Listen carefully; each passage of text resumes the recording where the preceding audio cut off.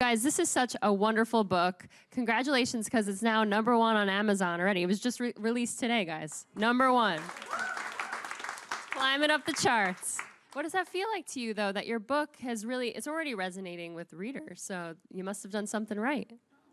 Well, that feels great. I mean, I think when anybody writes a book, and especially if they're personal essays or something that's about their life, there's a vulnerability to it. So there was some nerves last night. I woke up around 2 in the morning. I was like, what time is it? And Henry was like, it's 2 in the morning. I was like, oh no, I have to go back to sleep. But I think we're thrilled. I mean, that's what we hoped. We hoped people would like it. You feel the same, Barbara? I do. It's kind of like Christmas. I mean, we wrote it and finished it months ago, so there's this delayed gratification of having finished it, and then no one we knew had read it except for our parents, and so you can't, and some friends. Handful of friends, so there was not really anyone to talk to know how it landed. But so it feels great that some of the stories are resonating with people, and just our relationship or relationships that people have with their blood sisters or sisters that are friends that support them and lift them up, that is a feeling that so many have that encourages their life.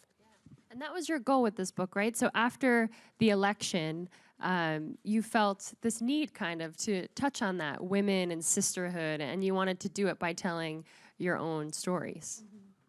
Well, and we woke up on the morning after the election with my sister in my bed. My husband was traveling for work, and she had stayed over, and it started getting later and later, and we like to go to bed really early. We're grandmothers, and so this should be called Grandmothers First, but and so she at some point just said, I'm gonna spend the night. And so when we woke up that morning to the news, my girls were in our room, we were there together, and we just realized how many of these election nights, these really monumental moments we had shared together, but also the little moments where I needed somebody and I reached out to her, or I felt thrilled and she was also thrilled for my joy, for my success. And no matter what political party you're in, the year for women has been a difficult one. And we thought, you know what, if every woman had a sister, whether that means a colleague or a friend, or it could be a man, just somebody that empowers them, then maybe we would be in a little bit of a better place. And there's so much divisiveness and negative energy, so we wanted to add a little bit of our positive, which is that women can really be incredible if we're doing our job right. Yeah. And what was it like for you guys to grow up not only as sisters, but you're twins? Guys, they're twins. I'm sure we all know this by now. What was that? That's even more of a special bond, because not only are you sisters, but you probably have this twin connection they talk about. We do. Well, we really wish that we had like a psychic twin connection, but that hasn't manifested yet. Or that we were like the Haley Mills type twins that could play. Yeah, we couldn't really do pranks. Yeah. But I mean, I've never been alive without my sister being alive next to me. I've entered the world with her, so I don't even know what the world is like without her. And so she's always been my reference point. And I think the thing that's fun about being a twin that's probably different when you're not is that we were always the same age and had the same viewpoint. So there wasn't a sibling that was older that thought something wasn't cool. We were really living in the same era together. And so we have so many shared memories, and our mother is an only child, and I think for her probably it was shocking to have twins, because the opposite of an only child is a twin. But it made our life such a blast because we had a little partner to explore with, and any day that normally would be terrifying, like the first day of school, we had each other. And so while the circumstances of our life have been pretty bizarre or exceptional, both, we've had someone to go through it with, which has made it all the more fun and exciting and supportive. And what do you tell you have 2 daughters. Do you tell them how special it is that they have each other? Because I only have brothers, and I love my brothers. Hey, shout out to my brothers. But it must be so nice to have a sister, and your girls are pretty close in age. Yeah, I mean, I think that's another reason why we wrote the book, is that during this year when I was pregnant with Poppy, who's my baby, she's 2 now, we would tell her constantly about the fact, we would tell Mila about the fact that she was about to have a baby sister and how lucky that is gonna be for her, that she's gonna have this person she adores. And I noticed that when Poppy was born, there was this pure a love, really pure from the moment. And sometimes I think adults mess things up, but that they loved each other from the moment they were born. And that was so touching and lovely to see. And so they were really an inspiration for writing it. Recently, and it goes with sort of the political part of it too, even though, the conversation part, Mila said, "Mommy, Poppy's gonna rule the world," which is just like such a cute thing for a 4-year-old sister to say. And I said, well, maybe she could rule the world. Maybe one day she'll be president. And Mila goes, "But Mommy, presidents are all men." And I mean, she's 4. And the fact that my little girls know that, and it's truth. There's nothing I can say that takes that away. That's the truth. Made me, as a mother of 2 little girls, want to make sure that we're lifting up women in the right way so that no matter what they want to be, they can see a woman doing that job. And so now I'm just blah, blah, blah. Keep going. It's true. Like, political parties aside, though, at least we had Hillary Clinton to kind of show women that this is possible and you could, get there. Even if you're not totally there, there's still a path for young girls to follow this dream. But it is unfortunate that you said it is all men. So it must be a hard conversation to have with your daughters. Well, there's nothing you can say that refutes that. Yeah. So this book gives you guys kind of a place to write about your stories in your words, because growing up in the spotlight, there's been a lot said about you and your stories and headlines.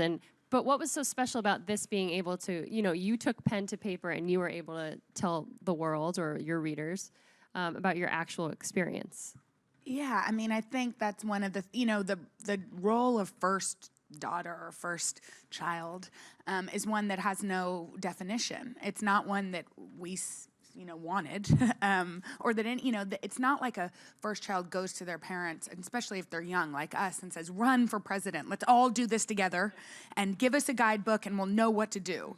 And so, there was, of course, stories about us, some of which were based in truth. Some of it had no truth at all. One of my favorite parts to write about was some of the crazy things that people wrote about me, that like I was a devil worshiper because I said, "Texas go, Texas Longhorns." I'm not. That we ran naked down a hotel in Mendoza, Argentina, and still we've never been to Mendoza, Argentina. I'm like, that sounds fun to like my old mother self now, who, is like a grandma. But there were non-truths. And then I think the other thing, which maybe Barbara can talk more about, is like twins are often compared. I was the loud one, I was the wild one. Somebody recently was like, "Were you the troublemaker?" And I'm like, "No, Barbara got into a lot of trouble." But I think that was one of the reasons. I was just quieter about it. You were just sneaky about it. That was one of the reasons, the danger of single storying people. Mm-hmm. I mean, and this is so prominent in our world right now. And we're stealing this from Chimamanda Adichie, but the idea, as a twin, you're compared as if one would only be quiet and one would only be loud, and that's really not possible. It's always this vice versa, where we're actually extremely similar, and that's what makes it so fun to get to know someone, is to know all sides of them. And that has certainly been something on both of our minds, probably all of our life, but more and more now that the discourse in our country is extremely divisive, where we just, whether we know it or not, will, slenderize someone to 1 or 2 characteristics of what they are. And they may be those things, but they may be hundreds of other things as well. And that's what's so much fun about getting to know people. But, we experienced that as twins. And then, of course, with our parents, it's very easy. And I don't blame anyone for doing this, but you create a caricature of the people that you see but don't get to know. And so it was fun for us to share our stories, because it did build out other sides of ourselves and people we love, and people that many people know but don't necessarily know personally. Yeah, we learn a lot about your parents in this book, and especially coming from your eyes as their children, because we saw your dad, of course, as the President of the United States, but you saw him as dad. And there's so many stories in there that you're like, wow, like George called you up and just said, "I'm sorry I couldn't give you a normal life, but I thought I could, but this isn't going to be normal." Can you talk about that story a little bit? Because I found that really poignant, yeah. Well, we got in trouble. I don't know if you remember the articles, but we, in college. They probably were too young to even know. Oh, y'all are all millennials. So are we. No. We're the upper. You're upper millennials, yeah. No. Well, thank you. The grandmother and her Well, talking. thank you very much. We got into, when we became. You guys were in college. Yeah, when we like, were in college, yeah. our dad became elected when we were in college, and which was in some ways very lucky because college, as it should be, is a selfish time where you're exploring what you want to do when you grow up. You're understanding what makes you happy, friendships, navigating classes and coursework and whatever. So we were freshmen, and my dad had said, this is going to be normal. This will be normal, but you can't predict how things are going to be, and we couldn't act normal, which was naive in all of our understanding of what it meant to be a president's daughter. And so when we got into trouble, I called my dad and I apologized because I felt like I'd embarrassed him or let him down. And he said, cut me off and said, I apologize. I'm sorry. Because I told you this is going to be, you could be like anybody else and you can't. And there's going to be, restraint and discipline that comes with that. I think we were all a little naive, frankly. But I also am so proud to have parents like that because they didn't care about their image or what people thought about them or what people thought about us, because I'm sure it's not easy to see nasty headlines about your teenage daughters on the cover of People magazine or wherever else, but they allowed us to be ourselves and to make mistakes. And thank goodness, because now as a mom, what if I was held up to this perfect standard? I don't know how I would parent. I think all people should be allowed to make mistakes and grow and learn. So anyway, that was that. Well, those are such formative years when you're teenagers and college. I grew up so much in college, but you guys had this extra spotlight on you. But you had that spotlight from when you were younger because of your grandfather as well, who was a president. What was it like to be born kind of into it? Because you didn't really have the choice. You kind of had to go along with what being a part of a political dynasty is, I guess. Political dynasty, that sounds so fancy. This sounds like a show. Fancy. We should write a soap opera. That'll be our next writing project. Well, we were little when we were born. Our grandfather was vice president, and when we were in kindergarten, our grandfather became president, and we did not know what was going on. We went to D.C. for the inauguration, and I found my journal in which I say this. I thought everyone's grandfather had an inauguration. I did not know that it was because you were president. I just thought that we threw inaugurations for grandfathers. So I wrote about that in my journal because I would ask my friends when their grandfathers' inaugurations were. And I don't know when it sunk in, but we did have, one of the things that was really fun about writing this was that we wrote about my mom's parents too, who we lived in Midland, Texas, in a house that my grandpa built. And so people will stop us on the street and be like, you're so normal on TV. And it's kind of a compliment, although you're like, I thought I was really funny, or, Nothing. We're like, spectacular, fabulous. And it's because we had a really normal childhood. Even when our grandfather was president, we rode our bikes to Preston Hollow Elementary in Dallas, and we lived in a house in suburban Dallas that was like we shared a bedroom. And so I think the juxtaposition between that life and then the life that was like our grandfather was living in the White House and going to visit the White House sometimes didn't connect, which was lucky, because we had a very normal childhood. Really until we were in college was the spotlight bright enough to feel like we were illuminated. I'm not sure if that makes sense. Yeah. What was it like your first time in the White House as kids? Like, did you go in there like, this is amazing? I feel like it was so Richie much fun. Rich or something. Yeah, it was like that. DuckTales. Yes. Good memory. It was so much fun. We were at the I remember it really well because the White House is huge, and especially when you're little, everything is bigger. And it was all decorated for the inauguration, so it was particularly magical. It was fancy. The furniture is really fancy, and we didn't have furniture like that. It's like old antique, like olden times. Should I sit on this? Who sat on this chair? Abraham Lincoln? Yeah. So we thought it was so much fun because we had tons of cousins and we were super close with them. So we would go every Christmas when we were little and we would run around like lunatics and play hide and seek. And, you know, there were so many places to hide. And do you want to talk about Nancy? So when we walked in, we were from Texas. We were not used to cold weather. So we were not prepared for how cold DC was on the day of the inauguration. So we came home early from the parade, and this woman met us. She was the head florist. And she said, "Do you want to come make bouquets in the flower shop?" Which is like for a first grader, and we were into DIY. Before DIY was a thing, we were like, oh, yes, we will go make some flower bouquets. It was like the most creative, incredible thing. And then she ended up doing the flowers at my wedding. She's passed away now, but that's the type of place. There is this magic there because of the people. Yeah. The people make it feel like a house and a home, and it can be lonely, you know. We never lived there full time, but there's parts of it that can feel lonely or isolating. But it is an incredible place to live history.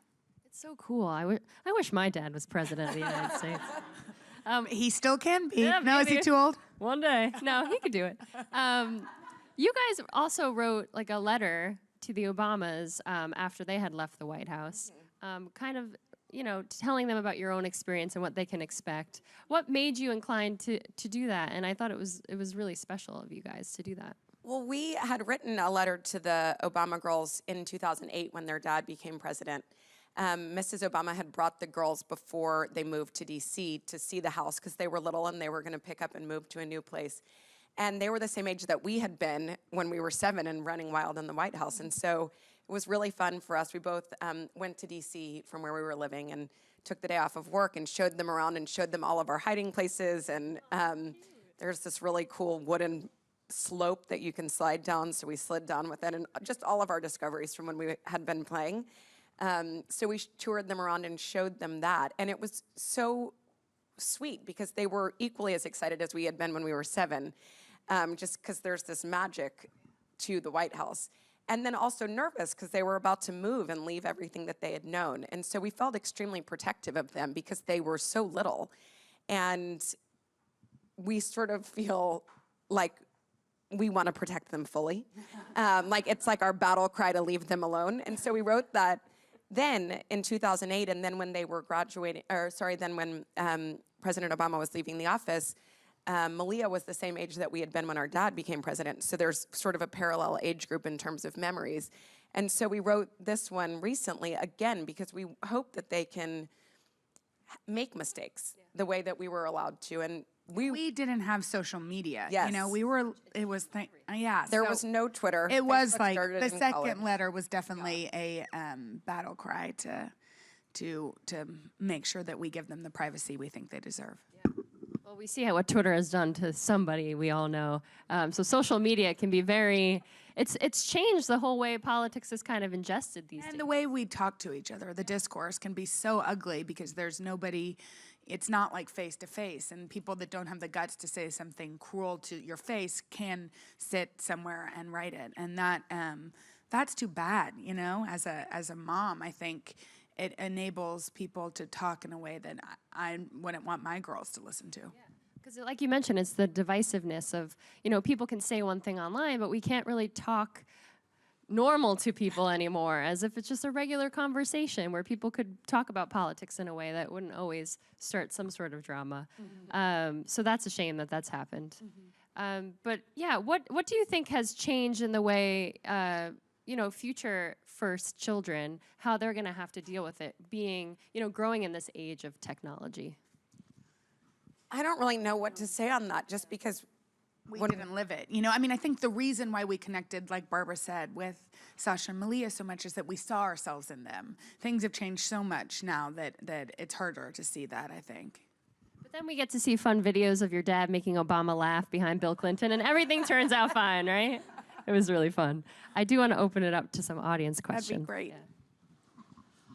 You have done a lot in your careers. What is next for you? Do you have any big dreams about big projects or stepping stones in your careers? Good question. Well, I don't know what's next. I work in global health, and so I just want to solve global health problems, but with a lot of other people. But I don't know what's next, and I'm pretty comfortable with that, because a year ago, I never would have believed that we would have written a book. If you told me that I would have said yes to doing this, I never would have believed you. So I had to convince her. she convinced me. I mean, I was willing to be convinced. But just, I want to keep working on the issues that I care about, because I think that's our responsibility as a human in She the world. started an amazing nonprofit called Global Health Corps 8 years ago, and her work is really exceptional. So you should look it up. Yeah, that deserves a round of applause. Just starting your own company.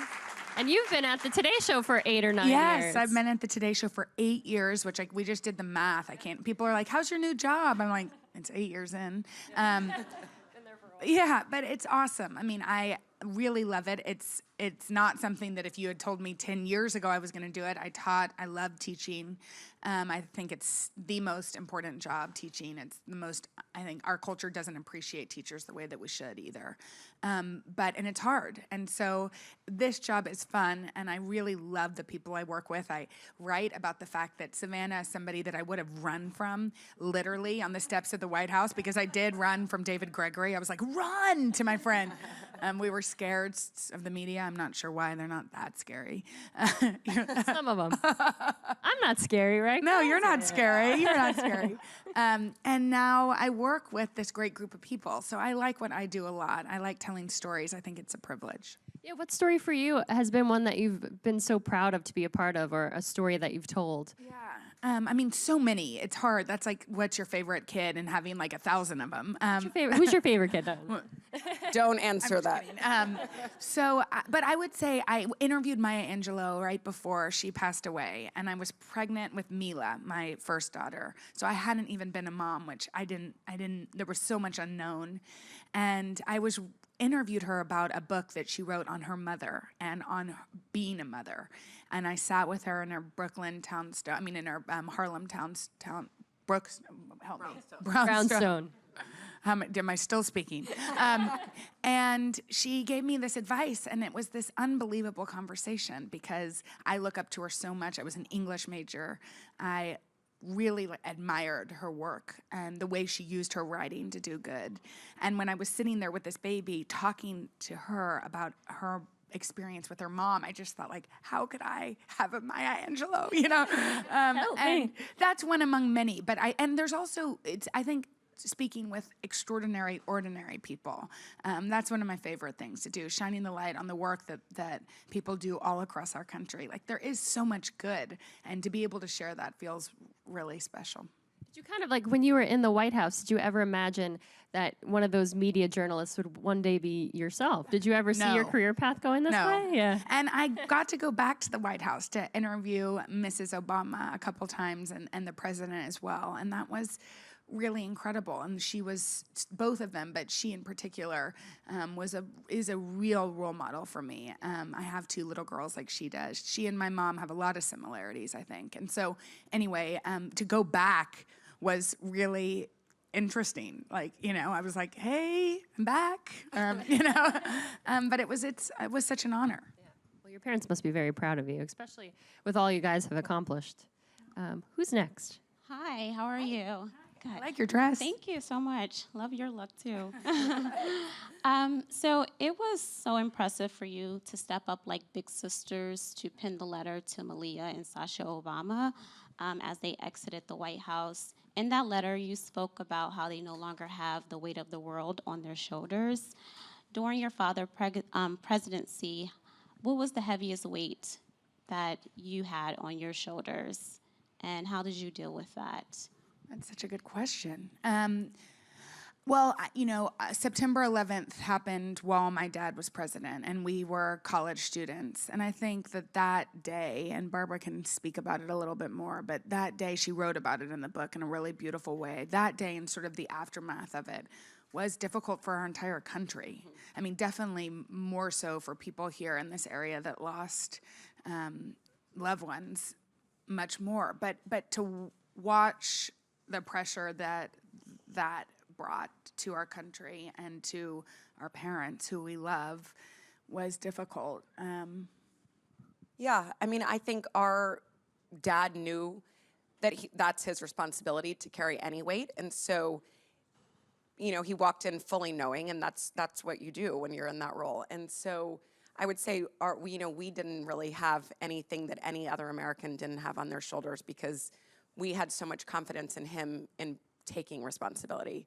But I will say, I mean, when he became president, of course, it wasn't predicted that 9/11 would happen, and that did, of course, alter what he would be working on. And for me, I went to school in New Haven, so I went to school near here, and we had Secret Service, and I was with all of them on 9/11. Of course, they didn't think anything was going to happen. My radio went off, and it said that a Twin Tower had been hit, and we assumed that it was just, a really bizarre accident. And then the next one happened, and it became clear. But prior to that, I hadn't really loved having Secret Service. And then when that happened, I was with all of them, and they were all out of the New York office. And the Secret Service office was in World Trade Center Tower 7. So it collapsed, but people were not in it. So I was with all of them when they were calling their families to tell them what happened. And they were away from their families, and we were just all together. And it was such a humanizing moment. And then they kind of became like my brothers for me, because we were sort of all crying and trying to figure out what happened together, as was everybody else. One of our Secret Service men just came to our book signing that we just had before this. Yeah, what was that like having Secret Service, especially as a young teenage girl surrounded by all these men who are there to protect you when you feel like I don't need protecting, Well, we definitely felt like that. Yeah. And we're slightly rebellious against them, but then loved them. So I mean, but less rebellious than like the movie First Daughter portrays. Sneaking out, trying to because there's you can't really sneak. Like they were like, you left the Secret Service. I'm like, you cannot leave the Secret Service. They are always there. But it took some getting used to. But as Barbara said, I mean, they did become like family. Some weren't that much older than us, which is crazy. But they give up their lives too, to protect the president and their family. And it's a hard job. You're not with your kids. You're not with your family. You're traveling. And I think it's we came to respect that pretty very quickly. much. Yeah, we love them very much. Yeah, because your parents probably felt much safer knowing that you were being watched after. Because I'm sure it's hard too to be away from, especially your dad during that time, or just your parents, and not being able to be with them. Yeah. And you guys are off in college. All right, who's next? Hi, I'm a twin myself. Oh, and twin power. I have a twin question. So in all honesty, are you guys competitive at all? And even if you don't admit it, is there ever a moment where I'm like, well, I kind of want to do better than her? And like this. No. Are you competitive with me? No, we were never good at the same things, so we couldn't be. Well, we were also, always kind of mediocre at everything. No, so we Barbara missed 2 problems on her math SAT, or 1. How many?